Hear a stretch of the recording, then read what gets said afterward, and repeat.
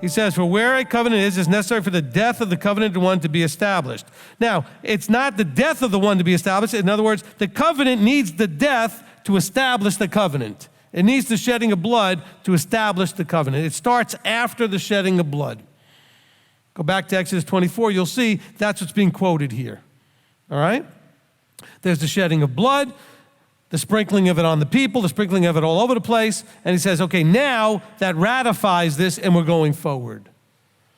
By the same light, you see Yeshua doing the same thing. He sheds blood and then ratifies and starts or inaugurates that process there.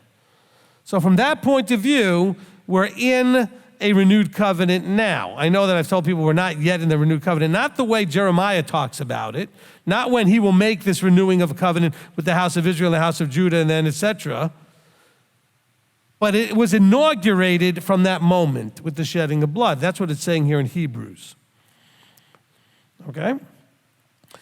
So, because now you see the comparison. He says, therefore, not even the first was instituted without blood. And this is what's important.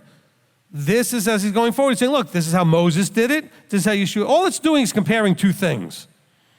The heavenly one and the earthly one. How the earthly one got started, how the heavenly one got started. Earthly one got started with Moses sprinkling blood. Heavenly one got started when Yeshua shed his blood. It's not overly complicated. Don't read more into it than that. It's simple. Okay? Verse 23 makes it really clear. It's proof that the context that we've been talking about is a comparison of the earthly temple, priest functions, etc., with the heavenly. Because look what 23 says. It was necessary then that the copies of the heavenly ones should be cleansed with these, but the heavenly ones themselves with better slaughter than these. So in other words, we're still comparing two temples and two priesthoods and the two situations. Nothing's being done away with. Nothing's being told it was bad or evil or this or that. We're just saying they're different.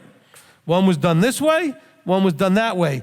But yet they're also the same. One used blood, the other used blood. One was done by a high priest, one was done by a high priest. By the way, did you notice that the one that did it in Moses' day was still the Melchizedekian guy? Aaron isn't the one throwing the blood around. Moses is. Did you catch that?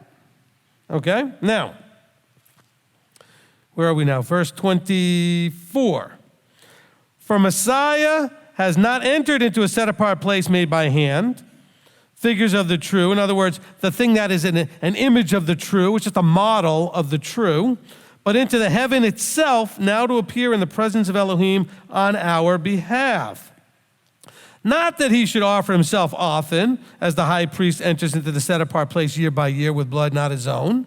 Okay, because again, they're being instructed knowing things are about to change. This is going to be different now, guys. We're not going to have a high priest once a year have to go in. Yeshua's gone in. It doesn't have to be done again for that. For if so, now remember, he says, not that he should offer himself often as the high priest, year by year, for if so, he would have had to suffer often since the foundation of the world. But now he has appeared once for all at the end of the ages to put away sin by the offering of himself.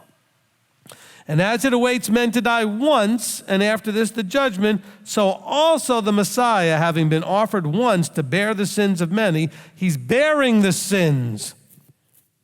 Okay, he is taking upon himself the penalty in that one. His one death was a price more than enough and more than equal to everybody that ever did live or would live. Okay? He says, so also the Messiah, having been offered once to bear the sins of many, shall appear a second time apart from sin to those waiting for him unto deliverance. That's the whole idea. That's the whole story. He said he's coming back.